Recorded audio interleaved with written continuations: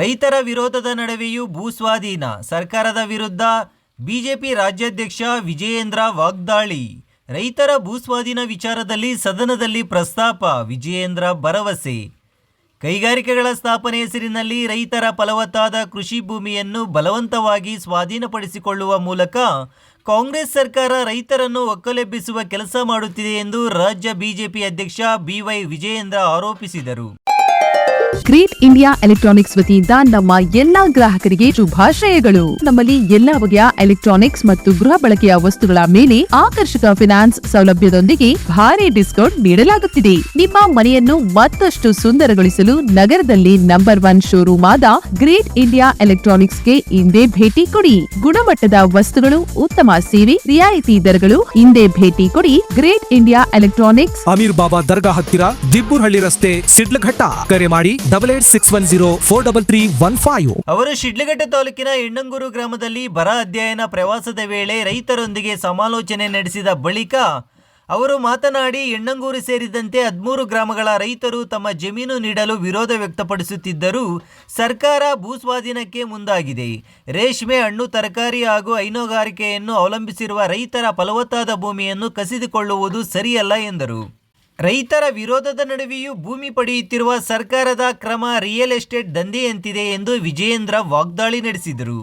ಇನ್ನು ಭೂಸ್ವಾಧೀನ ವಿರೋಧಿಸಿ 13 ಗ್ರಾಮಗಳ ರೈತರ ಹಲವು ತಿಂಗಳುಗಳಿಂದ ಹಗಲು ರಾತ್ರಿ ಹೋರಾಟ ನಡೆಸುತ್ತಿದ್ದು, ಮಹಿಳೆಯರು ಕೂಡ ಅಹೋರಾತ್ರಿ ಧರಣಿಯಲ್ಲಿ ಪಾಲ್ಗೊಂಡಿದ್ದಾರೆ. ಈಗಾಗಲೇ ಕೈಗಾರಿಕೆಗಳಿಗಾಗಿ ಭೂಮಿ ಪಡೆದಿರುವ ಪ್ರದೇಶಗಳಲ್ಲಿ ಕೈಗಾರಿಕೆಗಳು ಪೂರ್ಣ ಪ್ರಮಾಣದಲ್ಲಿ ಸ್ಥಾಪನೆಯಾಗದಿದ್ದರೂ ಮತ್ತೆ ಫಲವತ್ತಾದ ಜಮೀನು ಪಡೆಯುತ್ತಿರುವುದೇಕೆ ಎಂದು ರೈತರು ಪ್ರಶ್ನಿಸಿದ್ದಾರೆ.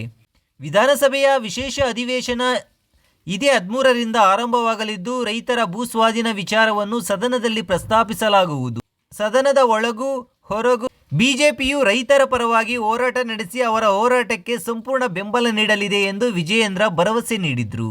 ಇನ್ನು ಈ ಸಂದರ್ಭದಲ್ಲಿ ಜಿಲ್ಲಾ ಬಿಜೆಪಿ ಅಧ್ಯಕ್ಷ ಸಿಕಲ್ ರಾಮಚಂದ್ರಗೌಡ, ಮಾಜಿ ಶಾಸಕ ಎಂ ರಾಜಣ್ಣ, ಮಾಜಿ ವಿಧಾನ ಪರಿಷತ್ ಸದಸ್ಯ ಡಾಕ್ಟರ್ ವೈ.ಎ. ನಾರಾಯಣಸ್ವಾಮಿ, ರೈತ ಸಂಘ ಹಾಗೂ ಹಸಿರು ಸೇನೆಯ ರಾಜ್ಯ ಕಾರ್ಯಾಧ್ಯಕ್ಷ ಭಕ್ತರಳ್ಳಿ ಬೈರೇಗೌಡ, ತಾಲೂಕು ಅಧ್ಯಕ್ಷ ತಾದೂರು ಮಂಜುನಾಥ್, ಮುನಿನಂಜಪ್ಪ, ಅಜಿತ್ ಸೇರಿದಂತೆ ಹಲವರು ಉಪಸ್ಥಿತರಿದ್ದರು. ಜಿಲ್ಲೆಯಲ್ಲಿ ಏನು ಹಸುಗಳು ಎಮ್ಮೆಗಳೆಲ್ಲ ಕಟ್ಟಾಕೊಂಡು ಅಲ್ಲೇ ಜೀವನ ಮಾಡ್ತಾರೆ. ಎಲ್ಲ ಪಾಪ ಮುಂದೆ ಮೊಬೈಲ್ ಸ್ವಲ್ಪ ಡೌನ್ ಮಾಡೋಣ.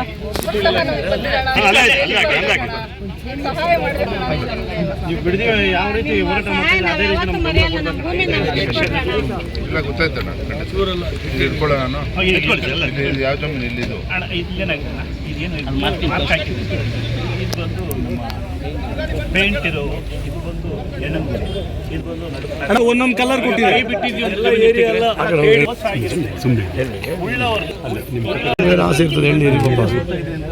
Buffer zone ಬಿಟ್ಟಿದ್ದೀವಿ. ಸ್ಪೆಸಿಫಿಕ್ ಆಗಿ 13 ಹಳ್ಳಿಗೆ 2008 ಸ್ವಲ್ಪ ಡೌನ್ ಇದು ಕೈಗಾರಿಕೆ ಭೂಮಿಗೆ ಏರ್ಪೋರ್ಟ್ ಹತ್ರ ತಗೊಂಡಿರೋ ಜಮೀನು ಪಕ್ಕದಲ್ಲಿ ಕೈಗಾರಿಕೆಗಳು ಬಂದಿಲ್ಲ. 1000 ಎಕರೆ ಜಮೀನು ಇದೆ. ಕೈವರದ ಹತ್ರ ಮಾಡಿದ್ದಾರೆ 100 ಎಕರೆ ಜಮೀನು ಇದೆ. ಇಲ್ಲೊಂದು ಕೈಗಾರಿಕೆ ಬೇಕು ಅಂತ ಹೇಳ್ತಾರೆ. ನಾವು ಮಾತಾಡಿದ್ರೆ ಇಲ್ಲಿ ನಮ್ಮನ್ನೆಲ್ಲ ಏನು ಇಲ್ಲಿ ಕಾರ್ಮಿಕರಿಗೆ ಮತ್ತೆ ಆಮೇಲಿಂದ ಕೈಗಾರಿಕೆ ಬರೋದಕ್ಕೆ ನಾವು ವಿರೋಧ ಮಾಡ್ತೀವಿ ಅಂತ ನಮ್ಮೇಲೆ 13ನೇ ತಾರೀಕಿಂದ ಅಧಿವೇಶನ ಪ್ರಾರಂಭ ಆಗುತ್ತೆ. ಖಂಡಿತ ನಾವು ಗಟ್ಟಿಗೆ ನಾವು ಅಶೋಕ್ ಅವರು ಹೆಣ್ಮಕ್ಳು ದಾರಿ ಬಿಡಿ ಕಡೆ ಕೊಡ್ರ ಯಾರು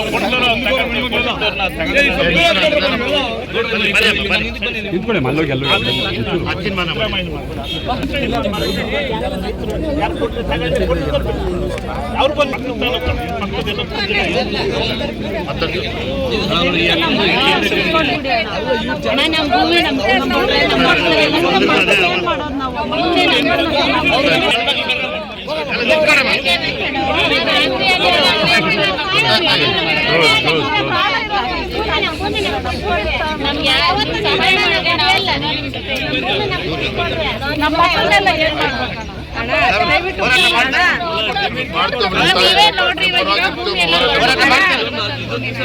ಡಿಸಿ ಆಫೀಸ್ ಹತ್ರ ಮತ್ತೊಂದ್ಸರಿ 150 ದಿವಸ ಆಗಿದೆಯಲ್ಲ, ಮತ್ತೊಂದ್ಸರಿ ನಾವೆಲ್ಲ ಬಂದು ಸ್ವಲ್ಪ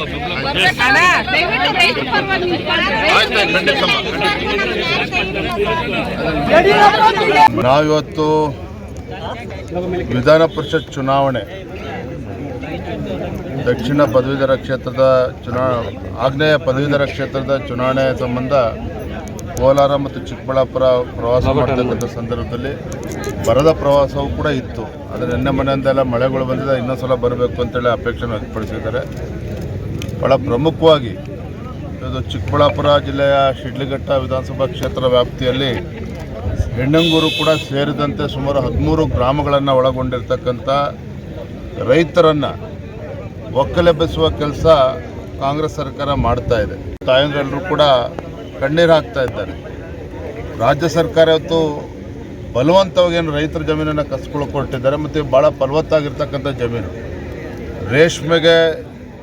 ರೇಷ್ಮೆಗಾರಿಕೆಯಲ್ಲಿ ಹೆಚ್ಚು ಮಾಡ್ತಾರೆ, ಹಣ್ಣು ತರಕಾರಿಗಳನ್ನು ಬೆಳೀತಾರೆ, ಹೈನುಗಾರಿಕೆ ಇಲ್ಲಿ ನಡೀತದೆ. ಇಷ್ಟೆಲ್ಲ ಇದ್ದರೂ ಕೂಡ 70-80-90% ರೈತರು ಇದಕ್ಕೆ ವಿರೋಧ ವ್ಯಕ್ತಪಡಿಸಿದ್ರು ಸಹ ಈ ರೀತಿ ಜಮೀನನ್ನು ಕಸ್ಕೊಳ್ಳೋಕ್ಕೆ ಹೊರಟಿರ್ತಕ್ಕಂಥದ್ದು ರಾಜ್ಯ ಸರ್ಕಾರವೇ ರಿಯಲ್ ಎಸ್ಟೇಟ್ ದಂಧೆಯಲ್ಲಿ ಇವತ್ತು ಹೊರಟಿರುವಂಥದ್ದು. ಹಾಗಾಗಿ ಇವತ್ತು ರೈತರು ಬೀದಿಗೆ ಬಂದಿರುವಂಥದ್ದು.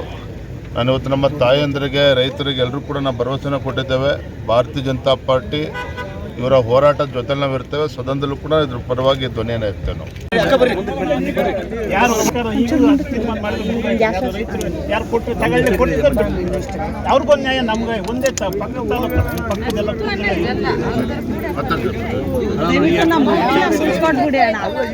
ನಮ್ಮ ಭೂಮಿ ನಮ್ಮ ಏನ್ ಮಾಡೋದು ನಾವು?